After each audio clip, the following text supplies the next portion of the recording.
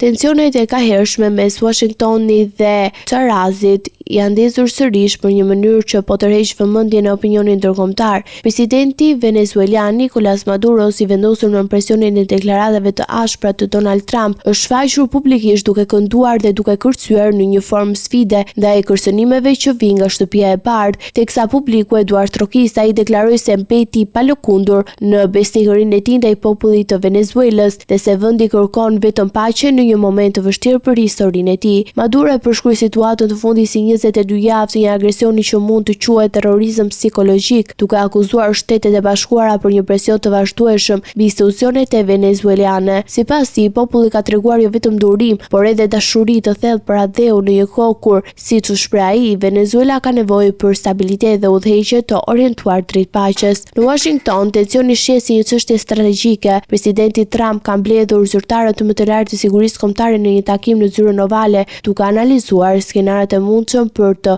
ushtruar presionin mbi Çarazas. Një analizë e publikuar nga CNN e cilësoi këtë përballje si një aventurë të administratës amerikane që synon ndryshimin e regjimit të Venezuelës, megjithatë rreziku për përkeqësimin e situatës mbetet i lartë. Sipas analizëve amerikan, strategjia e Maduros për të treguar qetësi dhe sfidë publike synon që të lodh Trumpin e të shtyjë drejt nervozizmit dhe të gjejë fajtor brenda rrethit të tij të ngushtë. Nga ana tjetër, veprimet ushtarake të SBA-s në Karaibe vazhdojnë pa ndërprerje. Forcat amerikane kanë shpërndar furnizimet në aeroportin ndërkombëtar Mercedita në Ponce të Puerto Ricos, ndërsa shtëpia e bardhë ka mbyllur hapësirën ajrore të Venezuelës, një masë që synon të izolojë më tej regjimin e Çarasit. Ndërsa dy liderët vijojnë të dërgojnë mesazhe të kundërta, njëri me paralemrime të forta, tjetri me deklarata optimiste dhe performancë publike, kriza mes SBA-s dhe Venezuelës mbetet e hapur me një rrugëzidhje që duket ende larg.